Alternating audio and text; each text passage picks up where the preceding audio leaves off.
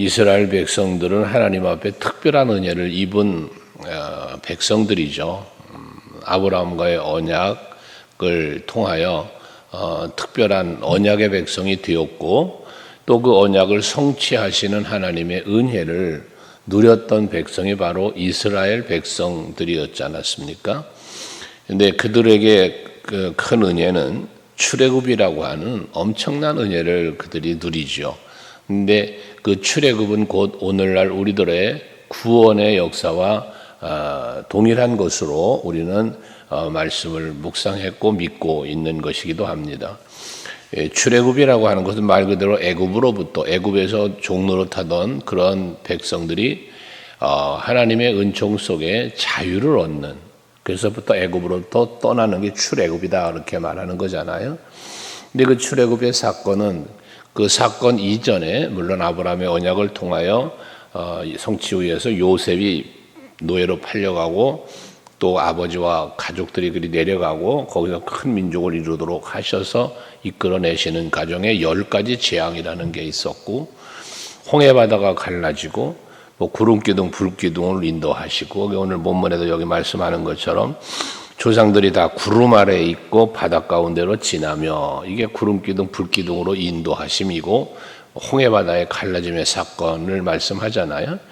그러면서 신령한 음식을 먹었다, 신령한 음료를 마셨다라고도 말씀하고 있는데, 이 신령한 음식, 신령한 음료는 출애굽의 사건으로 보면 만나, 하늘에서부터 내려온 만나를 날마다 먹었고, 또 신령한 음료는 반석에서 물을 내셔서 마시게 해주시는 엄청난 은혜를 저들이 누리게 되었잖아요. 그래서 여기 신령하다라고 하는 것은 뭐냐? 하나님이 주신 음식, 하나님이 주신 물, 음료를 말하는 거예요. 그러니까 만나는 저들이 무슨 뭐 곡식을 심고 거두어서 드린 것도 아니고, 물도 반석에서 난 물도 저들이 무슨 우물을 파서 얻은 물도 아니고, 하나님이 직접 저들에게 놀라운 기적 같은 역사를 통하여 주신 음식과 음료였지 않았습니까? 근데 그것을 가지고 4절에 보면 그 모든 것들이 다 신령한 반석으로부터 임했는데 그 반석은 그 그리스도다라고 말씀을 합니다. 여기서 반석을 그리스도라고 말하여서 신령한 음식도 신령한 음료도 다 그리스도 예수를 통하여 우리에게 주어짐을 말씀하는 거잖아요. 출애굽의 모든 역사는 메시아 예수 그리스도를 통한 구원의 역사를 상징하고 있는 것들이라고 말하는 것이죠. 이유가. 그래서 예수께서 마지막 그 십자가의 죽음을 앞두고 제자들과 더불어서 마지막 만찬을 하잖아요. 우리 오늘날 하는 성찬식 같은. 거기서 떡을 떼어 나눠주시며 이것은 내 살이다. 또 음료를 나누시며 이것은 내 피다 라고 말하잖아요. 거기 너희를 위한 라고 말씀하시는, 그게 바로 그리스도 예수의 십자가의 죽으심에 대한 상징적인 말씀을, 그 의미를 부여해서 주신 것들이었지 않습니까? 그래서 그것을 먹고 마시는 자는 하나님의 은혜 속에 구원의 반열에 들어오는 자요, 죄 사함을 받고 그리고 하나님의 자녀가 되는 은혜를 누림을 말씀하는 거죠.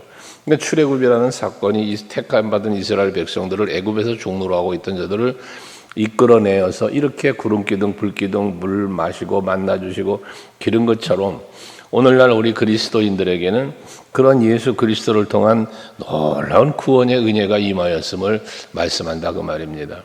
우리 바로 그런 은혜를 입은 자들입니다. 그래서 여러분에게 늘 말씀드리지만 우리가 예수 그리스도의 십자가의 그 엄청난 은혜와 사랑에 대한 가치를 높이려면 내가 바로 그 은혜를 입은 주인공임을 잊지 말아야 한다는 거예요. 우리가 보편적인 십자가의 사랑과 예수 그리스도의 구원의 은총을 보편적으로 어떻게 생각하냐, 우리라고 하는 공동체적 개념으로 받아들이면 가치가 떨어져요.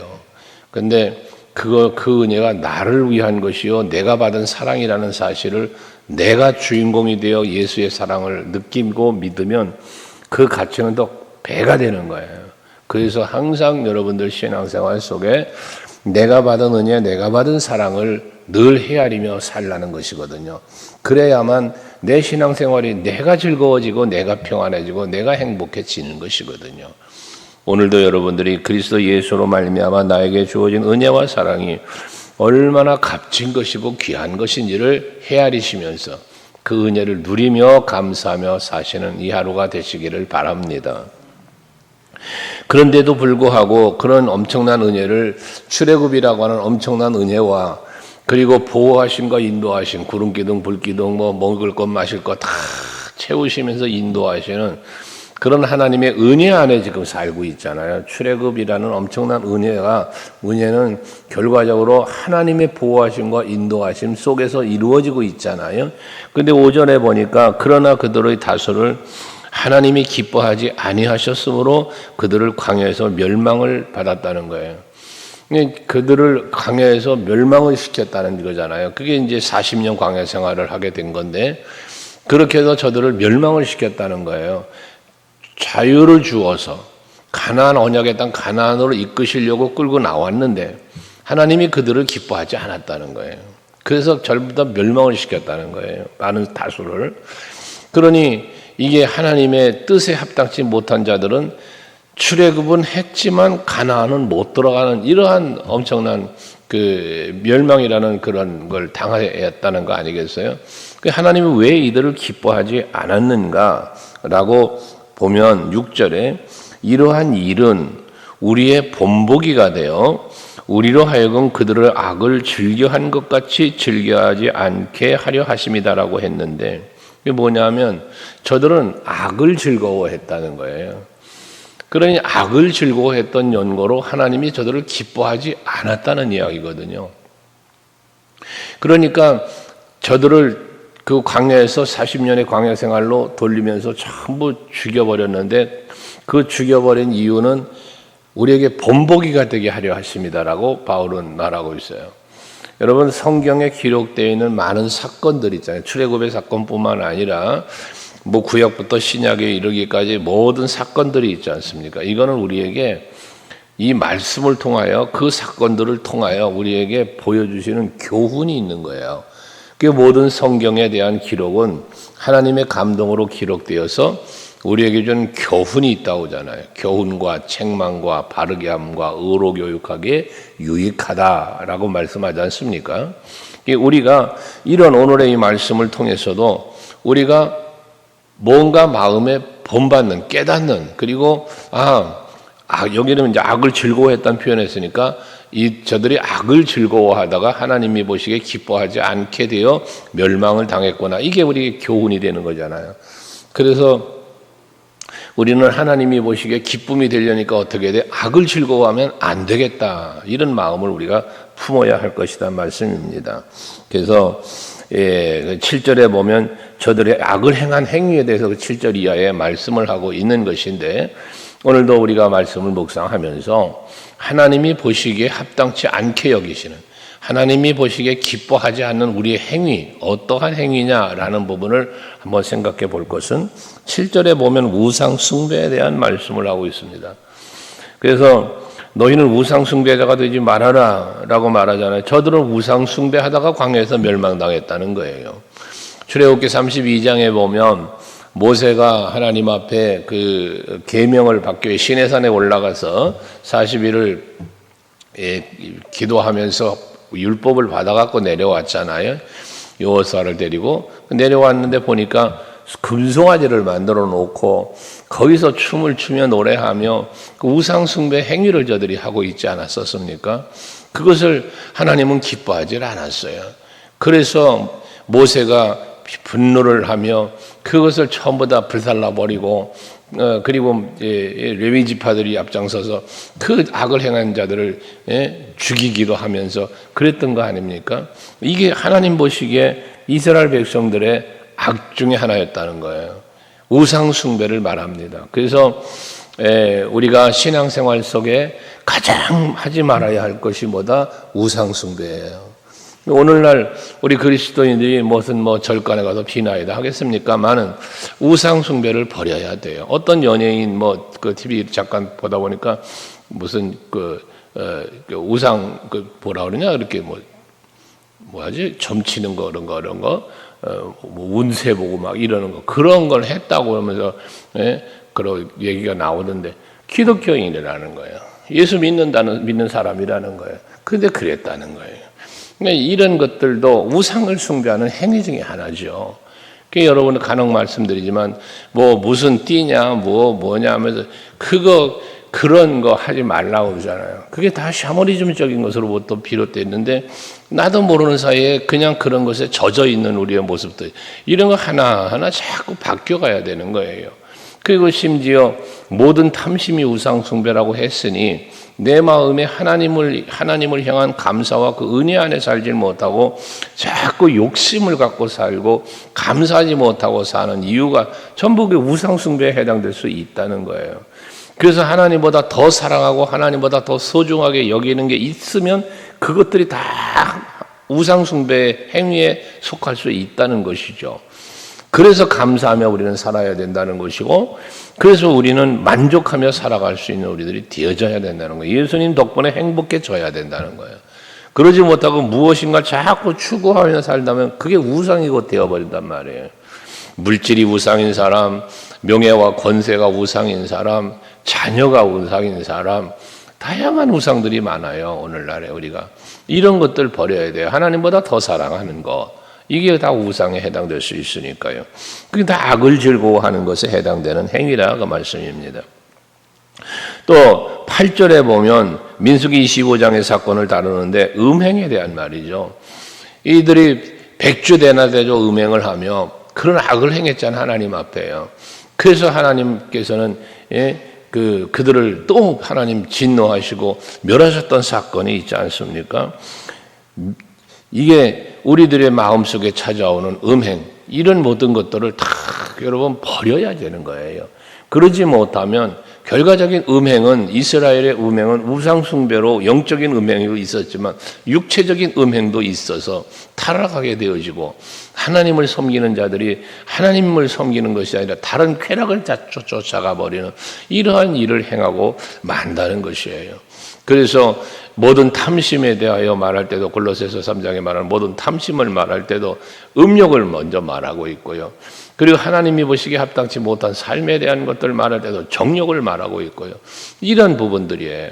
그래서 우리는 항상 마음속에 하나님보다 더 사랑하고 더 즐거워, 하나님 말고 더 세상 것을 즐거워하는 것들은 하나님이 보시기에 합당치 못한 것, 하나님이 보시기에 기뻐하지 않는 행위가 된다는 겁니다. 그게 하나님 그들을 뭐에 전부 다 하나같이 멸망을 시켜 죽여버린다는 거예요. 죽었다 3,000명이나 죽었다죠. 하루에 23,000명이 죽었대. 8절에 보면.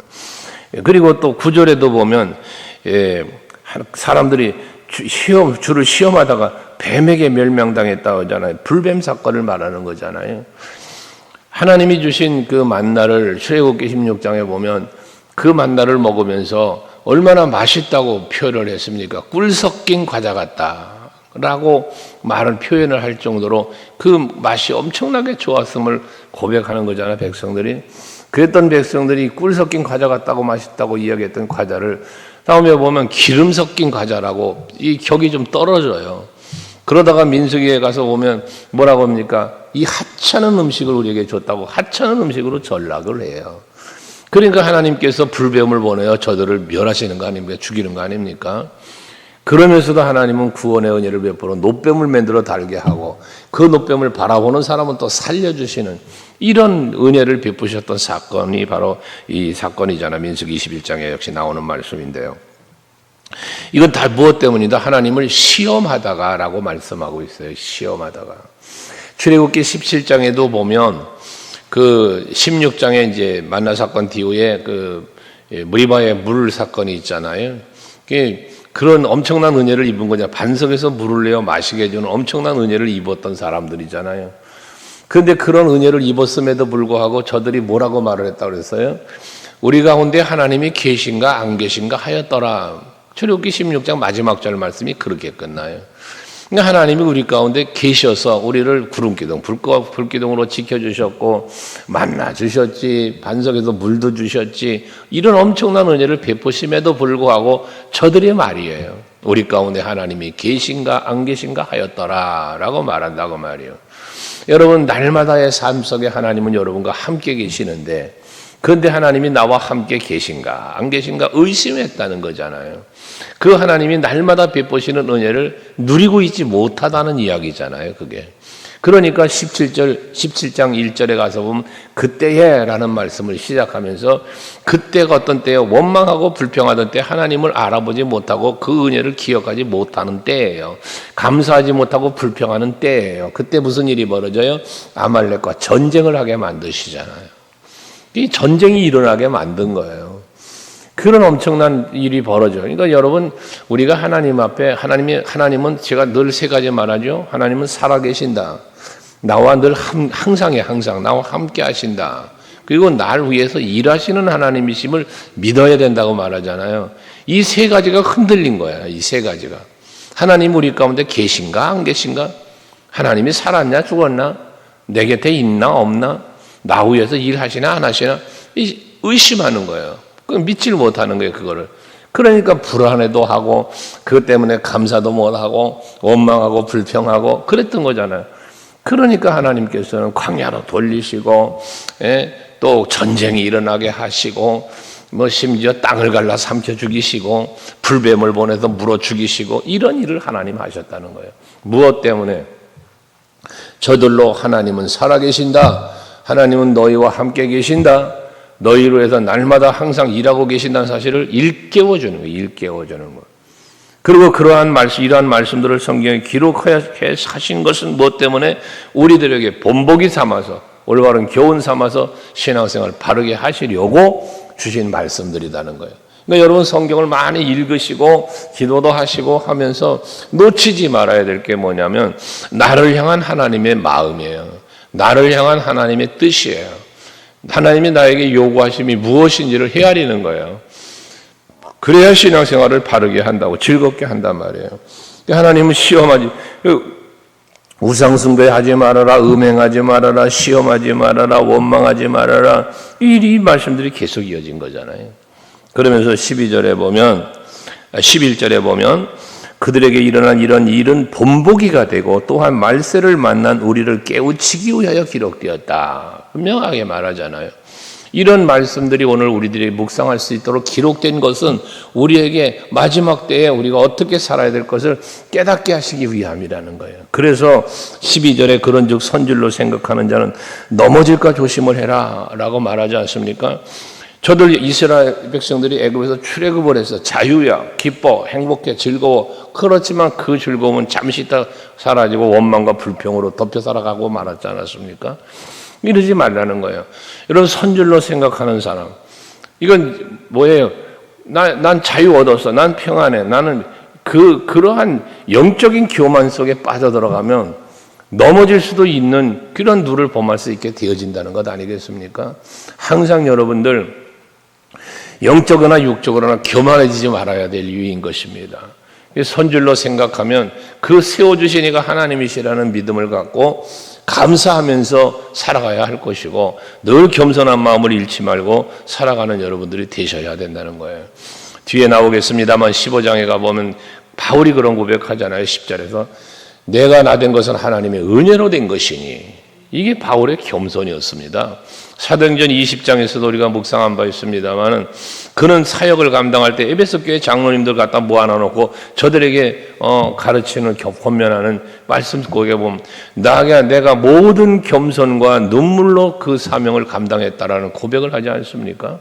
이게 바울의 겸손이었습니다. 이것처럼 여러분들도 신앙생활 하시면서 항상 겸손을 잃으면 안 됩니다. 무슨 일이든지 겸손한 마음을 갖고 주를 섬기고 살아야 되는데, 그러면 13절에 사람이 감당할 시험 밖에는 당할 것이 없나니, 시험에 대한 말씀이 나오는데 여기서 말하는 시험은 두 가지 시험이 있죠. 고난의 시험과 유혹의 시험입니다. 하나님이 나를 단련하시고 연단하는 시험도 있고 마귀의 유혹하는 시험도 있다는 것이죠. 근데 어떠한 것이었든 우리는 항상 그 모든 시험을, 고난도 유혹도 이기는 신앙이 되어야 하겠다는 것입니다. 여러분, 다윗도 한순간 시험에 무너져 내리는 거예요. 사울도 시험에 무너져 내리는 거예요. 고난이라는 시험 앞에 베드로도 무너져 내렸던 거예요. 그러니까 이러한 시험이나 시련이 우리에게 닥쳐올 때에 이것을 우리는 이기는 신앙생활을 해야지 결코 패배자의 신앙이 되어서는 안 되겠다고 말입니다. 요한계시록에서 7 교회를 향하여 말씀하시는 예수께서 공통적으로 하신 말씀이 뭐냐? 이기는 자에 대한 신앙을 말하잖아. 이기는 자에게는, 이기는 그에게는.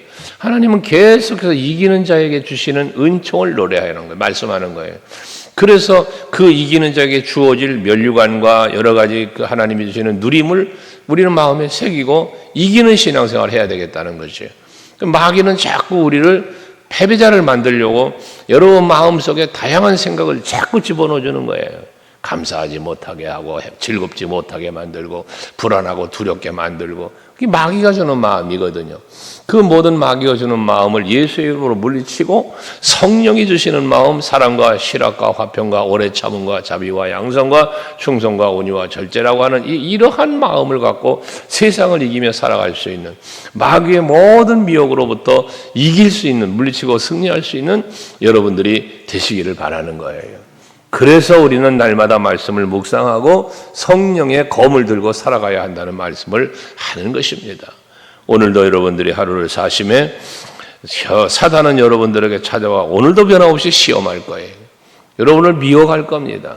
그 모든 것들을 물리치시고 승리하시면서 하나님이 보시기에 합당하고 하나님 보시기에 기뻐할 만한 그러한 삶으로 하루를 사시면서 승리하시기를 주의 이름으로 축복합니다.